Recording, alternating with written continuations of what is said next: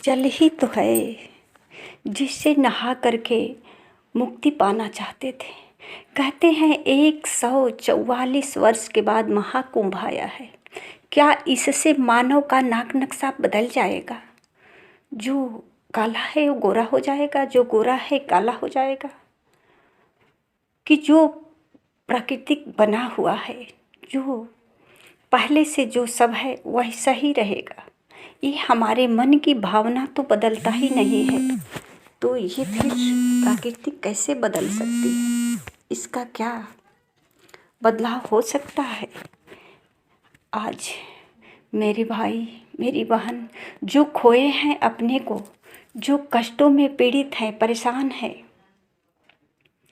रो रहे हैं, आज सब लोग यही कह रहे हैं कि इस भीड़ में अब नहीं जाएंगे। जो नहीं गए हैं कह रहे हैं अब नहीं जाएंगे। अगर इतना ख्याल पहले ही होता कि भीड़ में कौन सा स्नान करेंगे, अगर मन पवित्र है ना, घर में माता पिता का सेवा करने के लिए समय नहीं मिलता है, ये दिल नहीं लगता है, पर इस भीड़ में इतनी बड़ी संघर्ष करने के लिए सबके पास समय होता है। अपने माता पिता को समय से भोजन कराने का समय नहीं मिलता है।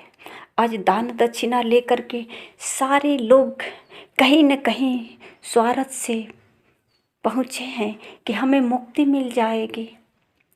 अगर जो 26 साल का है, जो 20 साल का है, जो 25 साल का है, वो नहाकर कौन सा मुक्ति पाना चाहता है? क्या अब वो फिर दोबारा कोई गलती नहीं करेगा? क्या उससे कोई अब कहीं गलतियां नहीं होगी?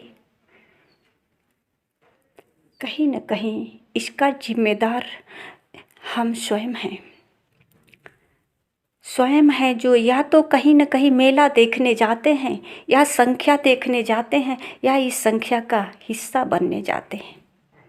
इसका जिम्मेदार कोई नहीं है, स्वयं है। ये हमारी मूर्खता है जो हम समझ नहीं पाते कि 144 वर्ष के बाद ये महाकुंभ आया है, तो इसमें हमें क्या बदलाव मिलेगा? हमारे अंदर क्या परिवर्तन होगा? जब यहाँ हमारे माता पिता के द्वारा पढ़ाई लिखाई के द्वारा जब हमें बदलाव नहीं आया, हमारे सोच विचार नहीं बदले, तो हम गंगा जल में नहा करके क्या बदल सकते हैं? थोड़ी सी दान दक्षिणा करके क्या बदलाव कर सकते हैं? किसी गरीब को कुछ मदद कर देते, बेसहारे को सहारा दे देते, तो शायद कुछ सुकून मिल जाता। अपने घर परिवार के विचारों से विचार मिलाकर रहते तो शायद कुछ सुकून मिल जाता। अभी तक बहुत समय है। अगर सच में समझ आ जाए, ये घटना जो है कहीं न कहीं सीख मिलती है। अगर जिसको सीखना है ना, सीख ले इस घटना से कि यहाँ पूजा पाठ नहीं, भक्ति नहीं, स्नान नहीं, भगदड़ का नाम लिया गया है। यही महाकुंभ आज भगदड़ के नाम से बदल गया।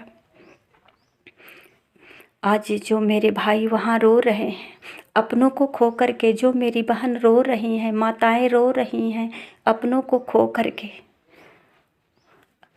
उनके अंदर क्या चल रहा है? क्या अब ये भावना है कि हमें मुक्ति मिलेगी?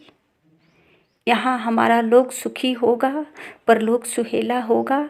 क्या उनके मन में ये भाव चल रहा है कि ये भाव चल रहा है कि काश हम घर से आए ही नहीं होते?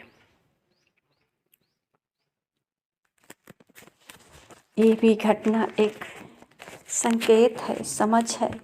अगर इससे भी कुछ समझ सकते हैं तो कुछ समझ सकते हैं। अपने गुनाहों का जिम्मेदार किसी और को कैसे ठहरा सकते हैं? गलती तो अपनी है। नहाने के होड़ में कितनी हमारी सोच, कैसा हमारा सोच है, क्या हम सोचते हैं? हमारी सोच में कितनी ताकत है कि हम जल से नहा करके मुक्ति पा जाएंगे, किसी को धक्का दे करके, चाहे नया है बूढ़ा है या नौजवान है, धक्का देकर जाकर नहा लेंगे, मुक्ति मिल जाए। क्या इससे मुक्ति मिल जाएगी? कभी नहीं। यहाँ तो कहा गया है कि दया धर्म की मूल है, पाप मूल अभिमान। तुलसी दया न छाड़िए जब घट में प्राण।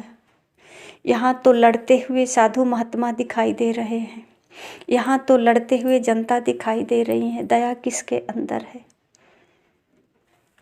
और प्रशासन से दया मांग रहे हैं, पुलिस से दया मांग रहे हैं।